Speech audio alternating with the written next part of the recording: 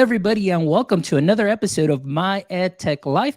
Thank you so much for joining us on this wonderful Saturday morning or wherever in the world you may be, whether it's afternoon, whether it's evening, or you're well into Sunday, wherever in the world that you are. Thank you, as always, for making My Ed Tech Life what it is today. And I'm excited because, again, it is Saturday morning. It is one of my favorite days where I get to have some amazing conversations with great education leaders that are in this space that are doing some great things where we've got creators, we've got educators, we've got education professionals, we've got authors. So again, definitely excited, and you're in for a treat today because we have a great show. We have a fellow podcaster here on the show as well. He is also an educator, and now he is releasing his book next Friday. So now he's also added author to his list of things that he is going to be great at and is doing. So I'm really excited to have Elijah Carvajal today on the show. Elijah, how are you doing this morning? Hello, Fonz. Thank you. I'm doing very well this morning. Thank you. How are you? I'm doing great, Elijah. Thank you. And like I said, I'm just really excited about our conversation. I'm a longtime follower of your work and what you do on, the social media space and, your thoughts. And I'm always about learning from other great education leaders out there, such as yourself. And to me, it's an honor that you get to be here on the show today. And I kind of see this as my own personal little PD, but that I get to share with the world too as well. So I'm really excited about our conversation. Yeah, well, thank you. I appreciate what you do for educators in this space that you have. So I'm happy to be here and happy to share the book with you and with everybody else here. Excellent. Wonderful. Well, before we get started, Elijah, just for any of our audience members that are joining us this morning or are going to catch the replay and the show who may not be familiar with your work, can you give us a little brief introduction and your context in education? Sure. So I have been teaching here in the state of New Mexico, born and raised here in New Mexico, currently working in Albuquerque. This is my ninth year as an educator.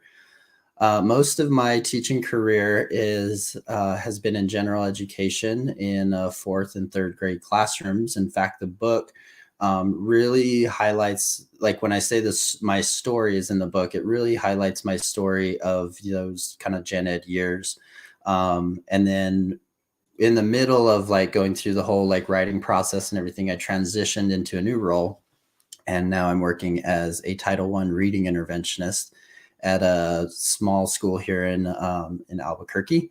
But my education journey has been kind of interesting. I was one that you would probably not expect to be like, he's going to be a public school teacher one day. Maybe some kind of service role. My family, I have a long line of family members who are in the military. I have a brother who is in the fire department. I've got a brother-in-law who's in law enforcement, and so we just have this side to us of like service. But there was also a teaching side as well, where my mom was a public school teacher. My grandparents were. I have cousins who are currently right now serving as public school teachers, and but I was homeschooled, and so like literally my first time stepping into a public school classroom was my first day of student teaching, and was just totally overwhelmed and shocked, but was like, this is kind of cool. Like, I think I could do this. So I'll stick it out and I'll go through with this. The thing that kind of drove me in that direction to teach was one, in part, my mom. I was homeschooled. Like I said, my mom was a big inspiration in my personal life, but also my schooling, and helped kind of shaped what I wanted to do. Initially, I wanted to be a music teacher, and then got through, was making my way through college, and then was eventually convinced to switch and go into general education. To me, it was just like, hey, I just want to teach. As long as I can teach something, I'm happy. And so, fast forward, here I am. It hasn't been a easy process at all. There were plenty of times where it's like, I'm not cut out for this. This is not for me. I made a mistake. But I'm thankful for, the mentor teachers in my life. I'm thankful for, my wife, who is an educator. my family for all their encouragement throughout the years, and just the PLN that I've made with folks like you, and other folks on Instagram and Twitter and Facebook and all that. So all of that has kind of helped to shape me into the educator who I am today. Excellent. Well, that's such a great background. And like I said, I think that maybe that's where, coming into education, it just, even though, like you said, you have a line of, family members that are in the service, whether it's military, and so on. But I guess that idea of servanthood, being a servant leader and serving your community in this capacity where you're really reaching out to the younger generations and trying to help them, either break any cycles, and just continue to move forward and be successful. So I just kind of want to go back a little bit to your first introduction into education. Like you said, you did your student teaching. That was the first time that you got introduced to education. At that time, and you said, okay, this is what I want to continue to pursue. But what were some of the things that you wish you knew prior to getting or stepping into this role that might have helped you a little bit move further along in the beginning? Some of the things I wish I knew. I wish I knew how tired you would be at the end of the day. Like, honestly, that's one thing that, like, nobody tells you is, like, how tired you are and how much, like, your feet hurt. So, like, as a student teacher, like that, like, I went home and I'm like, "Man, my feet are killing me. I need to wear my comfy shoes." So that, like, little things down to that, to big things like you do so much more than just teach, like, and that was one thing that our college professors actually tried to discourage us from was, don't be the counselor, don't be this, don't be that, like, just teach, just focus on academics, just like, it's very, very old school. So there wasn't, to me, it felt like the relationship piece was missing in some of that, but I'll get to that in a little bit. But that was one thing that I don't think I was told, was just how much, like, non-teaching stuff goes into teaching. How much you're dealing with problem solving, conflict resolution, um, you know uh, family communication, all these different things outside of just being in your classroom and teaching. Because when I'm in my classroom and I'm just teaching, it can be all peachy, right? But the other things outside of it, it's like, no, that still has to get done. And I that's one thing that I wish they had kind of prepared me for, a little bit more of just like, hey, you're gonna do a lot more than just teach, and that's okay. Like, you know. Yeah, no, and I agree with you. Coming in without even student teaching experience, it was just emergency certification here in Texas. They had an Mhm. alternative certification program. And I came into teaching. They're like, hey, well, your transcript says you have enough hours to be a math teacher. So we're going to stick you in an algebra class.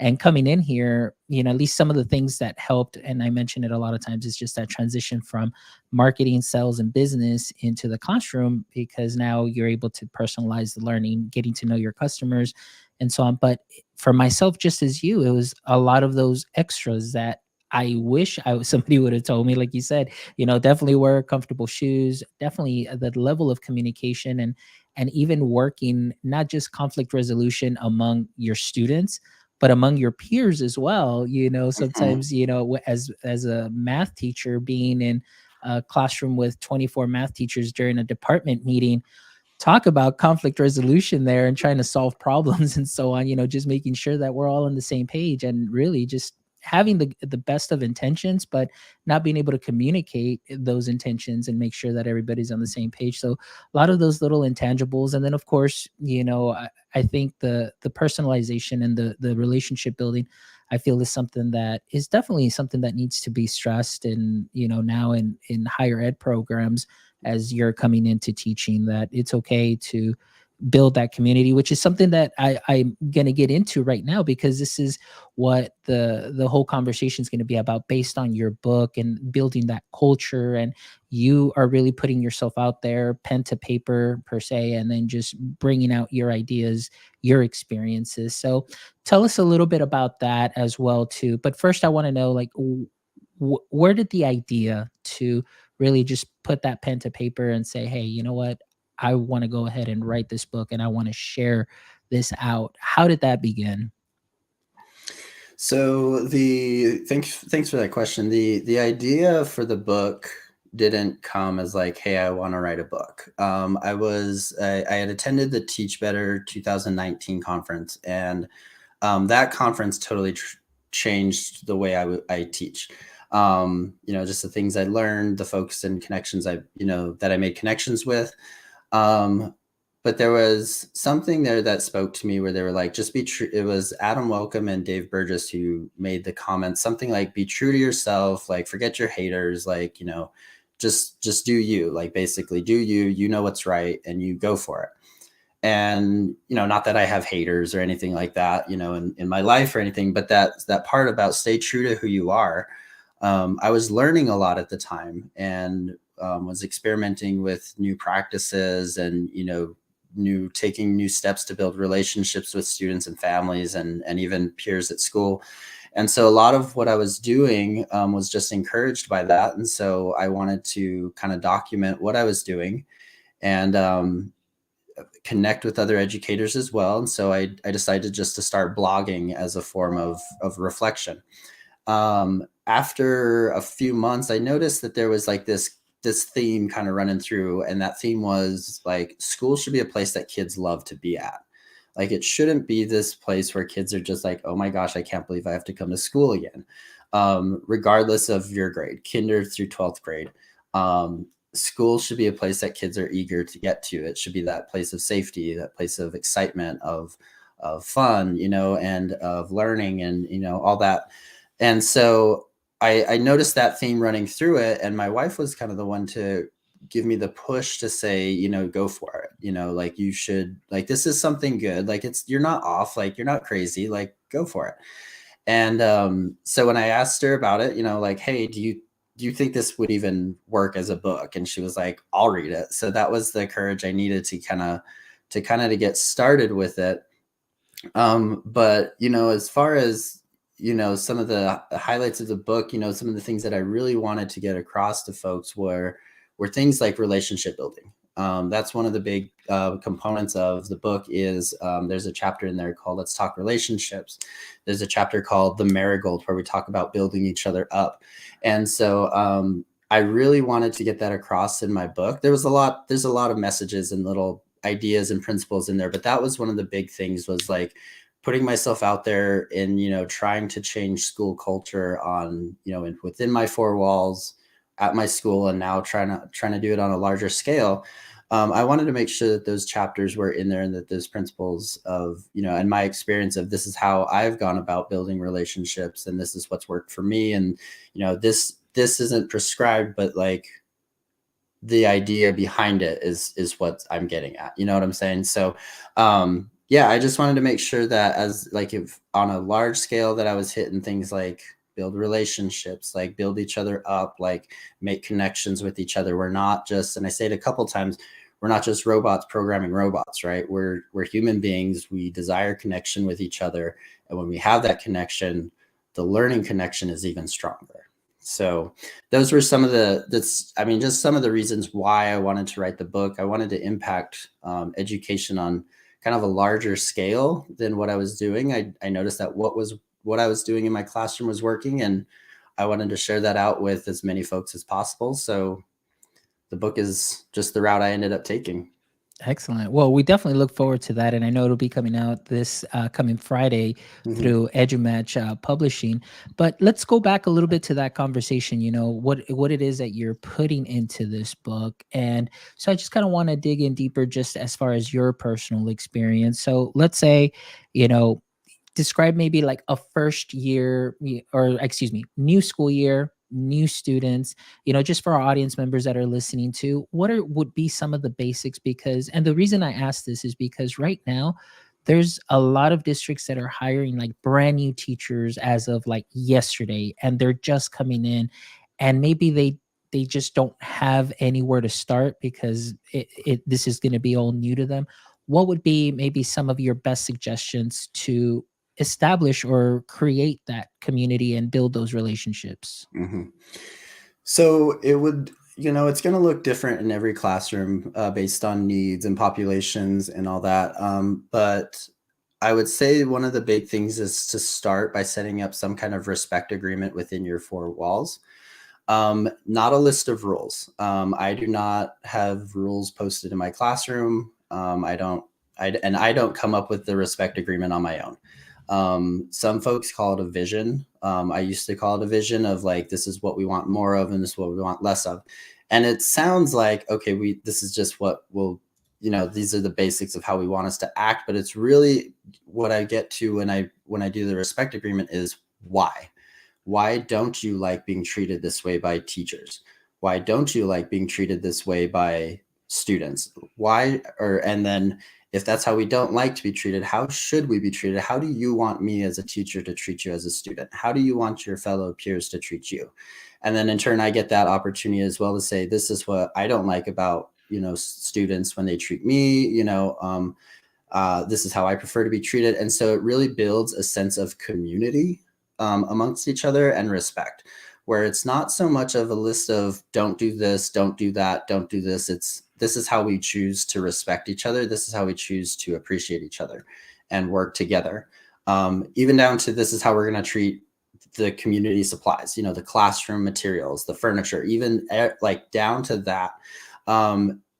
And that becomes kind of the guide of how we, like I said, how we treat each other. It's our respect agreement. And so that has really, like, when I set that up from day one, that kind of sets the tone of like, this is how we're going to act and behave in the classroom. And this is how we're going to treat each other, not just because Mr. C said so, but because this is what we've discussed as a whole. So it's more, there's more ownership with that. There's more buy-in and there's more community involvement, which is where everything should start.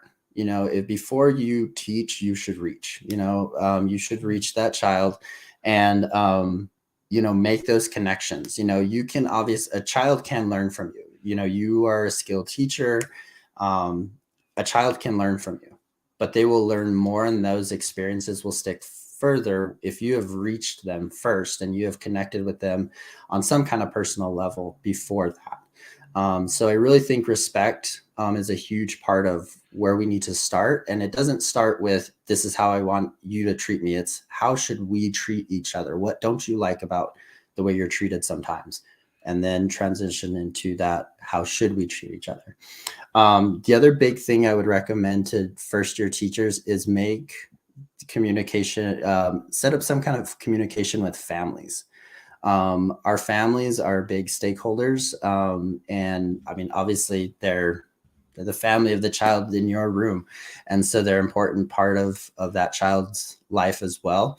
Setting up that communication from the beginning is going to really help establish a good positive relationship with that family. Because if the first time that family is hearing from you is, hey, this child misbehaved, what's that doing to the communication? Now the family thinks, oh, the only time they want to communicate is when my child is misbehaved or when something is wrong. But if that first form of communication comes, hey, I met little Johnny today and I'm so happy that he's here. He was very respectful. Thank you for bringing him to school on time. I appreciate what you do, working with him at home. If that's the first line of communication, you're going to have better support from your families. That's just what I've noticed in my own career. Like when I reach out first and frequently, I get more support from my families at home, which is often where teachers can sometimes complain, is that there's a breakdown of the connection at home. Well, are we communicating with home? Are we the ones taking the step to go out and make that connection and that relationship with the families as well? Or are we waiting for it to happen first? I don't think we should wait for it to happen first. I think we should actively reach out to those families as well. Everything that you said there is wonderful and just great advice for first year teachers. And like you said, before you can teach them, you can reach them. And I know we had Josh Tovar here, also great principal, also connections before content, also he's Mhm. great. And then of course we had Amanda and Mel, who is joining us also, that are just contributing to the conversation here. And so these are all wonderful tips, and this is something that for some reason, I don't know, maybe in my eyes, I did do in the classroom, but now I don't see that happening as often. And sometimes we wonder, why are students not responding? because I know that in our school district, and I'm gonna be open about this. In our school district, they say, okay, hey, the whole first week when they come in, we want you to establish that relationship. Reach out to your students.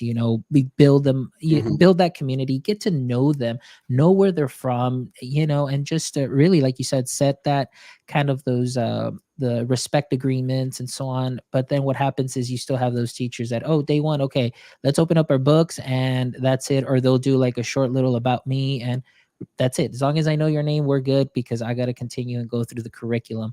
And Mhm. then, sometimes they wonder, well, why aren't the kids responding? Why are they not doing well?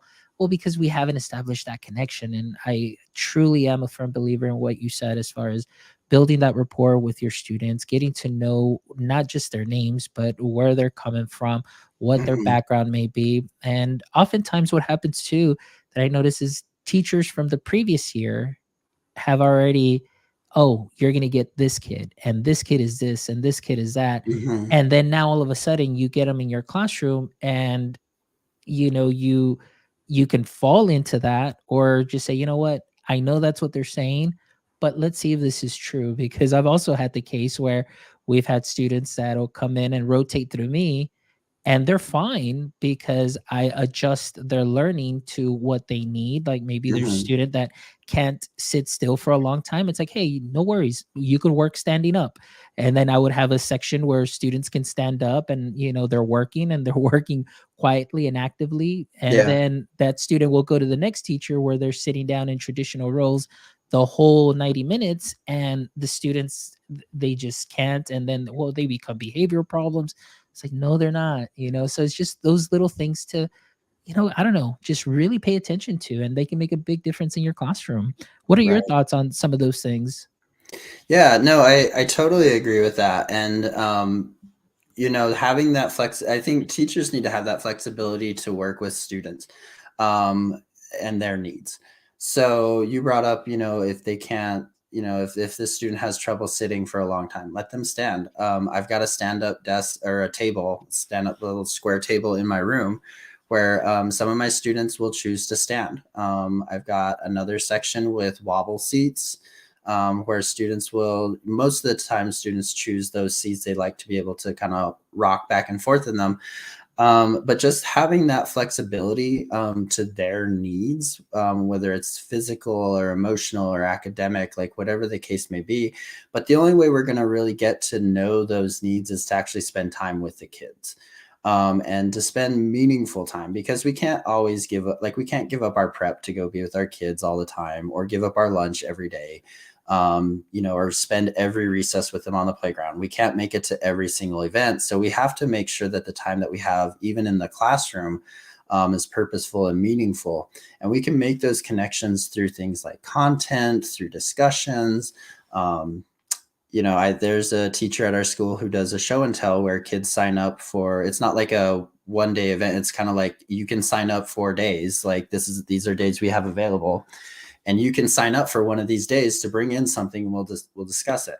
Every classroom in our school has a what they call a spotlight student, and they usually pick some student, one student, either a week or biweekly, to spotlight for that week. And so the kids get to ask them questions, so the peers are learning about each other as well.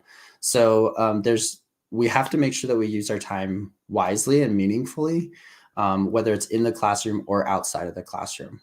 All those things lead to a healthy relationship with our students and our families. And like you said, if they can stand up and get their work done, what's the big deal? You've met that student at their level and what they need. And now that student's going to appreciate you in the long run, because it's not you're forcing me to do something just to comply. It's, hey, you've met me where you see my need, you see me for who I am and for what I need, and you support that. So Mhm. that, I mean, just makes all the difference in the world. Yeah, it really does. And it certainly does, where our classroom was probably the loudest classroom in the fifth grade hallway. And I always had the assistant principal come in, and my kids were always on Chromebooks. They were creating, they were all working in groups. And that was their task. I mean, to Mhm. me, it was really okay, no, we're going to do, there's worksheet work, for an appropriate time, but now we're going to work in groups. And their goals were always to create a presentation based on what they're learning, and they're working on their collaboration skills.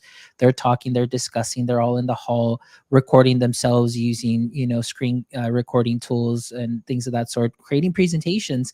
And I loved it because the students had a choice in the way that they wanted to present. And I just had a basic rubric for them stating, this is what I need, but you can present it in the way that you feel most comfortable with. And it Mhm. was just amazing, like you said, meeting them where they're at, where they're comfortable. If they're comfortable either writing it out an essay, that's fine. If they want to go ahead and create a presentation, that's fine. And I think that it can do so much when we're able to do that, because I've seen it, and I've experienced it. And then finally at the end of the year, my AP came in and said, Mr. Mendoza, I'm so sorry for giving you so much trouble the whole year in coming in because your kids are loud, but I now see what you're doing. And she said, just continue doing it. You're doing a great job. And I was like, wow, like that was biggest compliment there, just because again, meeting the students where they're at. Mhm. I want to share a couple of comments here that Amanda, in this section of conversation that we've been having, Amanda Macias, who's joining us, she shares, she says, relationships can be built on cracked foundations, and it takes time and patience throughout the year. I really love that, because again, you never know how your student is coming into your classroom. I mean, they could have been Mhm. broken from the year before, their experience, or they could be broken from things that are happening outside of school. But it doesn't mean that that cannot be mended, and that doesn't mean that that cannot be better. One of the things I always said is, we're not all dealt the best cards outside of school, but I said, but for these 6 to 7 hours that you're with me, I want you to be a kid. I want you to be yourself. I want you to be your 10-year-old kid self Mhm. and have fun. And then I would just tell them, just go home real quick, do your homework real quick, and just go to bed really early. And then that way, maybe just get yourself out of those situations and then just come right back and be that kid again. But I really, that really stuck, Amanda. I really love that comment. Mel Mhm. also, she said it's important to be consistent and continue building those relationships throughout the year, not just leaving it for the start and then say, okay, we're good. So Yep. that's something Yep. that is amazing there. Yeah, I appreciate that last comment especially. In the book I mentioned, there's a chapter called Celebrating Kids Outside of School. And, there's obviously, like I understand there's parents and families that, teachers who may not be able to always do that. And I provide options for still bringing in what they do outside into the classroom. But I mentioned that that there's a spot where it's like, oh, I attended my one soccer game from the year. Now we have a good relationship. And it's like, no, like it's something you have to continually work on. And it works, throughout the entire year. One of the things I like as a reading interventionist is I see kids, the same, I see some of the kids I've had now for 2 years now. And so I've had them from fourth grade and now I have them as fifth graders. And so I'm able to really continue with those relationships as well. But one other thing I do want to point out before we move forward is just that you can build, I want to kind of give this almost as a disclaimer, like working to build solid relationships will is not a guarantee fix for every single problem in your classroom. So there are people and I at one point I was like, oh, if we just have a good relationship, the problem will be fixed. That was at one point my mentality. But I've had students who I've had like really solid relationships with them and with their families. And that child still had trouble regulating behavior. That child still had trouble, getting along with peers and would still come, be defiant with me from time to time.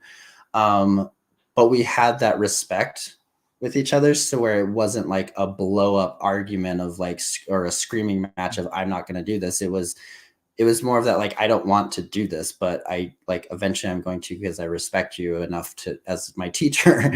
Like we have this relationship that eventually I'm going to do this, but like there was still that hesitancy there. So I do think it's important to know that like building relationships isn't like the silver bullet that will fix all your problems, right? The magic pill. So it's important to check to make sure that our intentions are pure when we're building these relationships. Like, do we really want to build this relationship because we care about this student, or just because we think, oh, somebody said if I build a relationship, it'll solve the behavior problem? Like, no, we're in it for the kids. We're in it to make connections. We're humans connecting with other human beings here. So yes, we want to see those behaviors improve. We want to see some of those things that a child may be struggling with to improve on.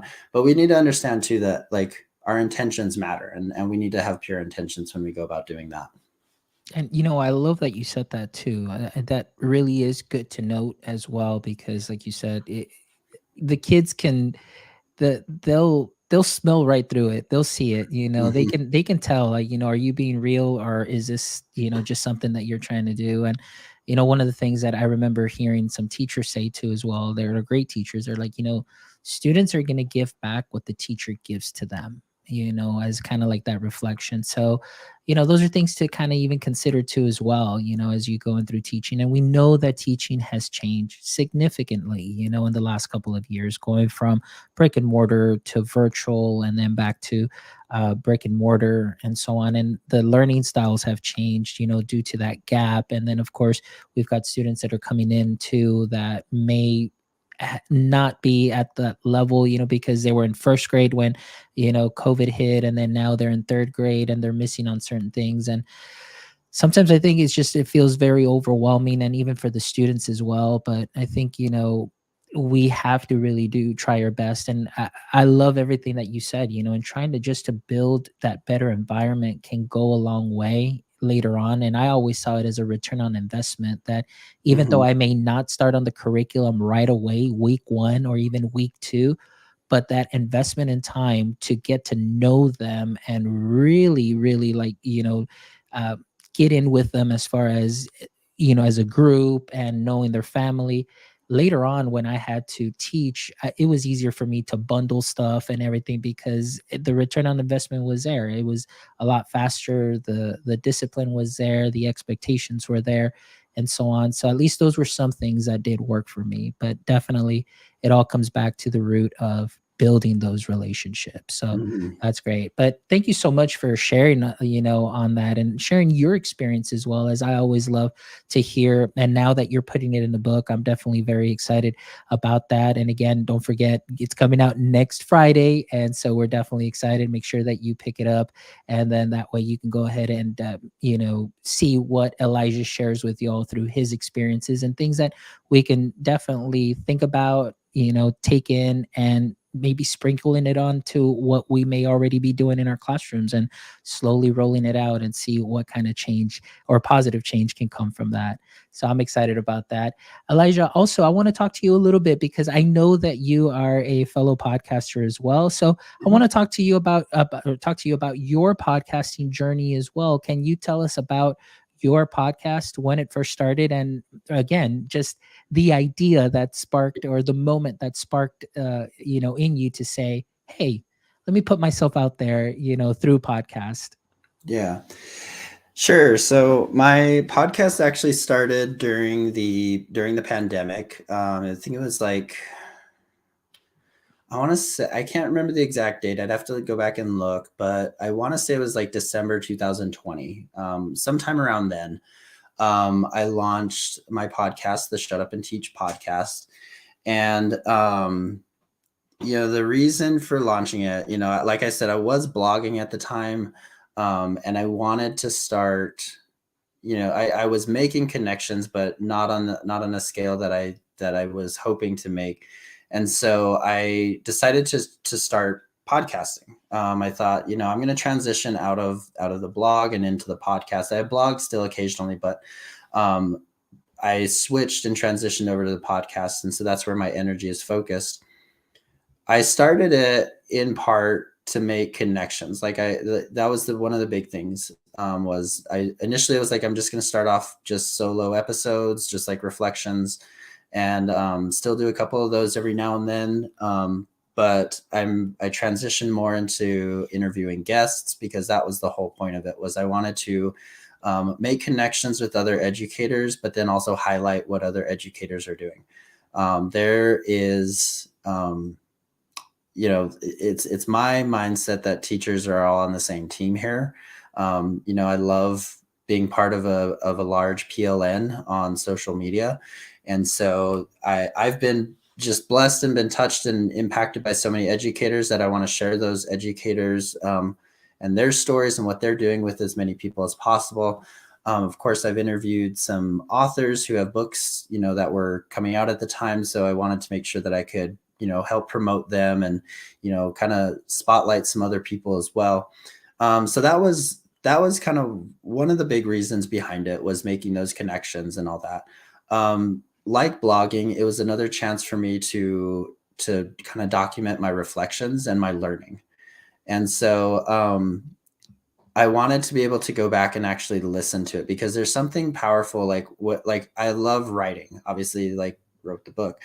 And I've loved writing. I really found out that I liked to write when I was like a freshman in college, was when I really realized, like, oh, I love to write.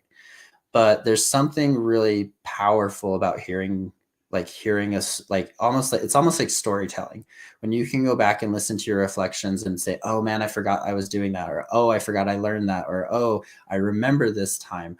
Like, it's something powerful when you can actually literally hear yourself doing it, instead of just reading your own words.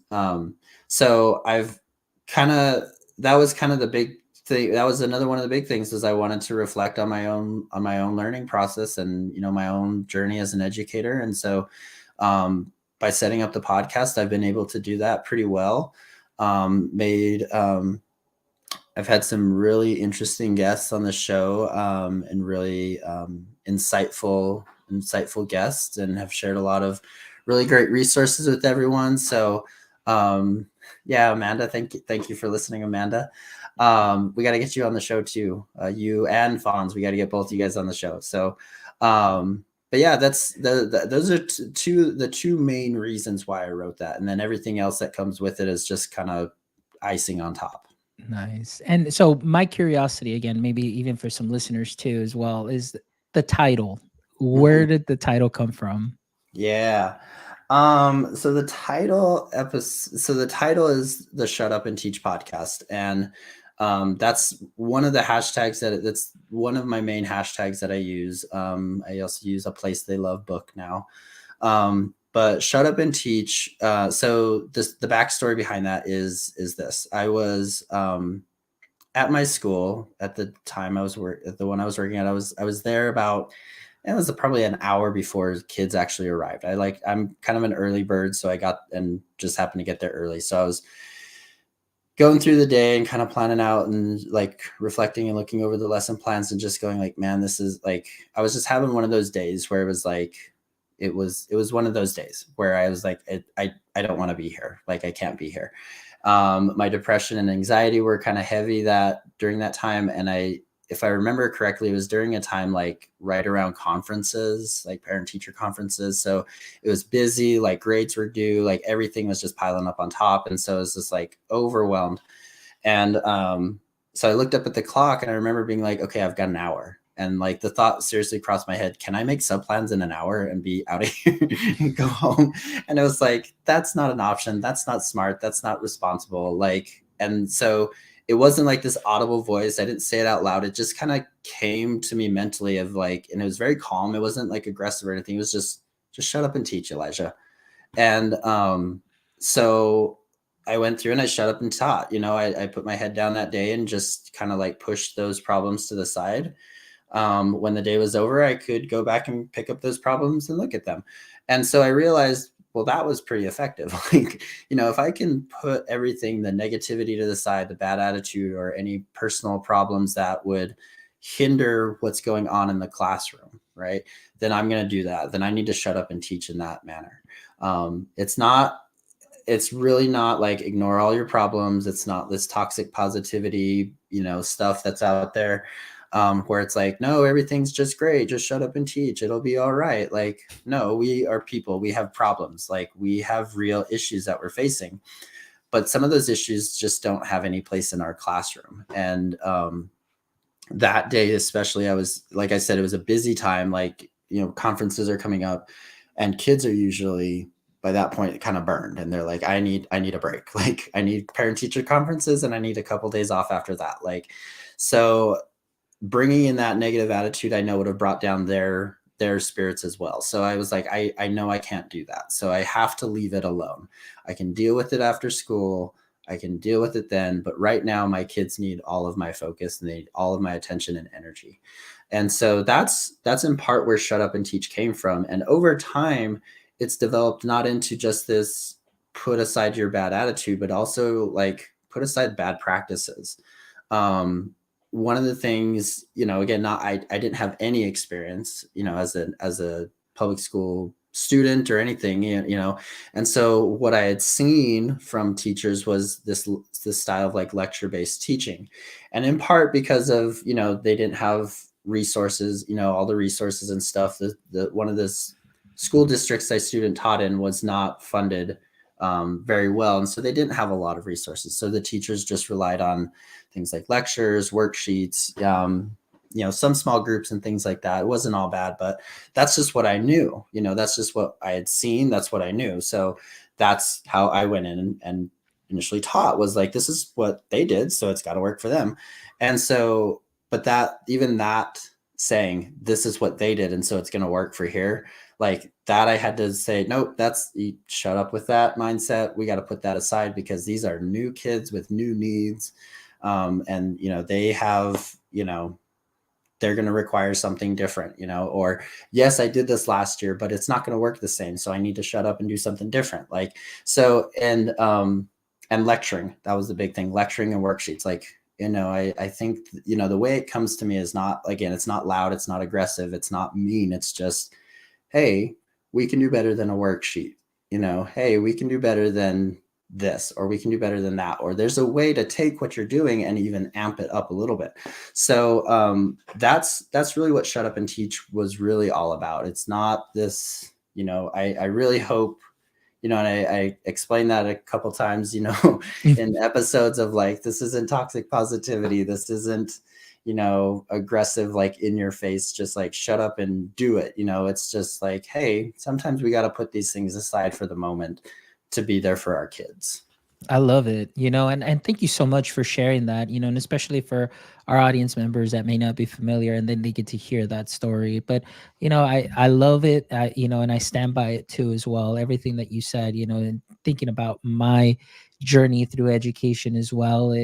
Yeah, there was a lot of those moments, but it was just moments of just seeing like, hey, how can I improve this? And like you said, it's just, now it's, what can I learn from my guests such as yourself? And then I take that back and say, okay, how can I sprinkle this on to what I'm already doing, and make it better? And I'm always a firm believer, like, in iron sharpens iron, and being able to speak to guests such as yourself and many others, that helps me sharpen my skills and be ready, like I always say, in season and out of season, but also to share that knowledge with others as well, and just kind of change things. And, like you said, amp it up, even if it's a little bit at a time, sprinkle it onto what you're already doing great, and just make it awesomer, I guess. Yeah. Yeah. All right. Well, Elijah, it's been an honor. It's been a pleasure. And thank you so much for just your sincere genuineness, and just opening up about your journey and your book project. And it's called, can't tell. Oh, excuse me. I didn't even let you share. Please share the title of the book with our guests, excuse me, with our audience members. Yeah. So the full title is A Place They Love: Creating a Healthy School Culture and Positively Impacting Students. Everyone has just been calling it A Place They Love for short. That's obviously the main title. So yeah, I'm super, super, super excited. Love the title, love the cover and everything. So if you are following me or not following me, you should start, and you get to see all the art cover, like I'm stuttering here. The front cover of the book. So yeah, hope you can do that. Yeah, definitely check it out. It is a great cover. I love the slow reveals that you had, on Instagram and all of that. So Yeah. that was really, really cool, and I love it. And the cover really is just, it definitely goes with you. And I'm really excited about the content as well. So I'm definitely going to make sure I pick that up. And you said it is going to be available this coming Friday, October 14th. Is that correct? October 14th, it'll be available on the EduMatch website. It'll also be available on Amazon and Barnes and Noble. Awesome. Excellent. Well, there you heard it first here, guys. So again, make sure that you check out Elijah. Make sure you follow him on socials that will be posted on our show notes as well, where you can reach out to him on Twitter and Instagram as well to make sure that you follow his work. And of course, where it is that you can go ahead and get that book again as well. Make sure you pick it up. And, I'm pretty sure that you can reach out to him with any questions as well, or just, for anything at all. So, again, Elijah definitely is a servant leader, and again, same way that I got him on the show was just simply reaching out to him, and so kind and to be here on the show. So thank you so much for being here with us, Elijah. Appreciate you. Yeah, thank you. I appreciate you, Fonz. All right. Now, before we wrap up, Elijah, my favorite three questions here, that I always end the show with. So, question number one, in the current state of education, what would you say is your current edu kryptonite? Oof. Okay, so this is gonna sound a little strange, or maybe I don't know, but this is honestly what I'm thinking of.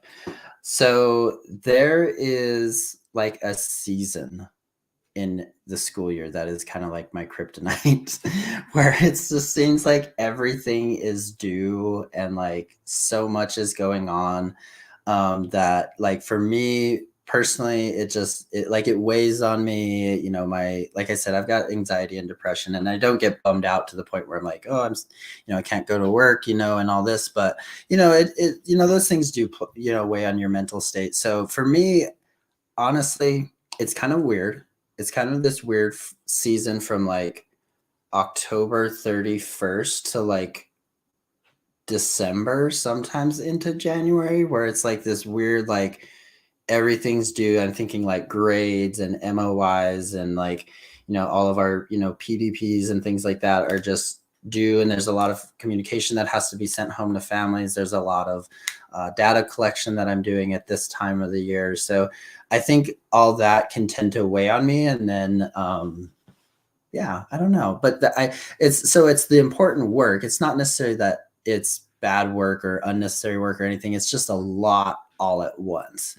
And so I think that season for me would probably be like my kryptonite, if a season of time could be kryptonite. Yeah, no, and that's a great answer too, because I can definitely see that, happening. And right now, even myself thinking about some of our teachers in the classroom, and especially high school, because since we have block schedule, they only see the students from the beginning of the school year, which started August, and then in December, like that's it, they're done. So They're they have done to and go quick. yeah.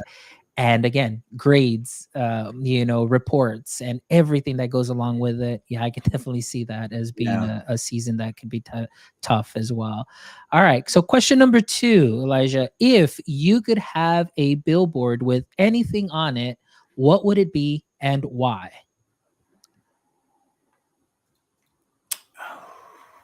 Man, I think, man, there's a lot that comes to mind. I don't know for sure what kind of image I would use yet, like, but it would definitely be something dedicated to mental health and mental well-being. And something really, honestly, something bold, like I'm not even going to try to come up with a phrase off the top of my head, because I like when I write poetry a lot, and I tend to reflect. I need to reflect on my words and all that. But something very positive in the mental, as far as like mental health goes, and like uplifting folks. Right now, there's this phrase that, and I'm not going to say this would be the phrase that I would use, but it's one that I saw on this jacket where it says, "You deserve to live." And it was just like something very bold and simple, and just like bam, just like in your face, but very like direct and to the point, where it's like, oh, like, yes, that's true. So I don't know, something, I can definitely see something that promotes the mental health, that promotes mental well-being, especially as we're driving through. I'm like driving around, I tend to get a little stressed, especially here in Albuquerque, because I think we all forgot how to drive during the pandemic, and now we're trying to figure it out again. So Yes. there's times where I'm like, but then if I saw like a billboard that was like, it's okay, or Yeah. something like that, I'd be like, okay, just take a deep breath. Yeah, no, and trust me, it's not just in Albuquerque. You know, even here, I think it might be everywhere. It's just like, wow, crazy. Yeah. All right, and the last question, and you know what? I'm gonna kind of change things up now because normally I say, okay, you know, what would be one question you'd like to ask me? But because there might be a chance where I may be able to be on the show, I'll let you ask me that question on the show. But here's one question I like to ask you. So I'm going to switch it up here. It says, and the question is, what is one question you wish I would have asked you, and how would you have answered it? Okay, so you want me to answer that question there, or you want me to ask you the question? No, no, no. This is a question for you. Like, Okay, this is a for, question for so me. yeah. So for example, it's like, what would be one question you wish I would have asked you today that maybe it didn't come up, and how would you answer that Hmm. question? I think um I think one that I've been going back to now that I've been thinking about, like I asked it on the last interview that I did for my show, I asked this question. And so this is one that I think I would like to address is what is a educational like setback that you've had, and what lesson did you learn from it? And so if I was asked that question, if I was asked, what's an educational setback? Um, I look at there's kind of a lot, I think that I could pick from because there was a lot. Like, I stumbled and had to make a lot of mistakes and grow. There's one that immediately comes to mind now where I've had to learn, the hard way about like, you don't like yelling at kids doesn't really accomplish much, And so I think back to a time where there was this kid, and I remember it was something to do with technology. Like there was a glitch with the technology, but it was something that came across like the way it was said to me. I misread it and it sounded like he had messed up the tech.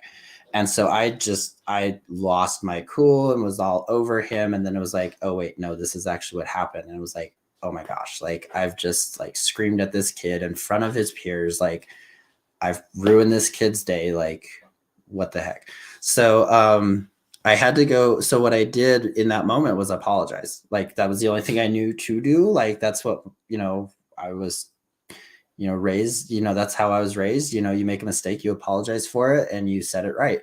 And so I apologized to that kid in front of everybody. Like, cause I had screamed at him in front of everybody. I could apologize to him in front of everyone.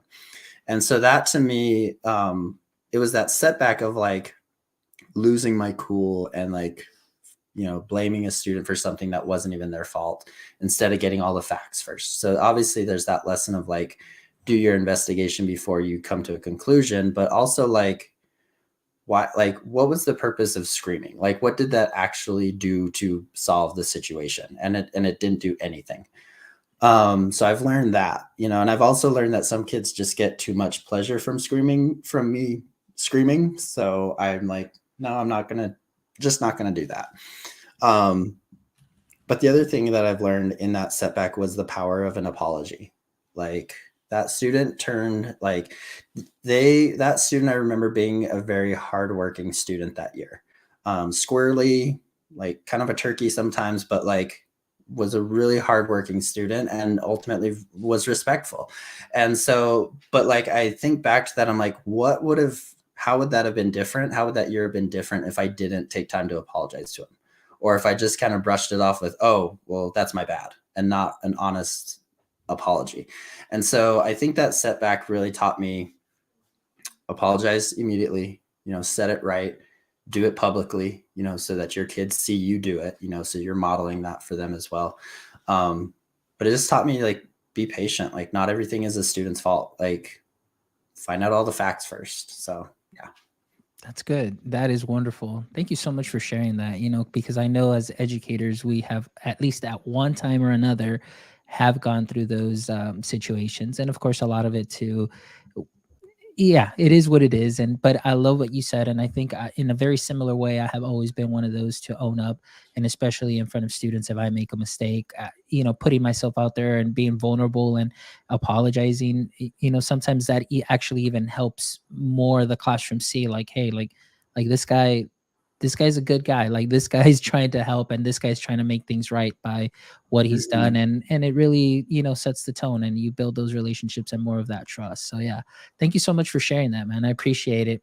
Well, to everybody that joined us today, thank you so much. Amanda, Mel, Sherry, Josh, who joined us in the comments, thank you so much for contributing to the conversation. And Elijah, again, thank you. Thank you so much for this wonderful conversation and just really opening up and just sharing yourself and putting yourself out there for the world, to get to know who you are. We're definitely very excited about your book release this coming Friday. So make sure you check him out. Make sure you follow him on Twitter and Instagram. And all of that will be put in the show notes as well. And to all of our listeners, thank you so much, as always, for making my EdTech life what it is today.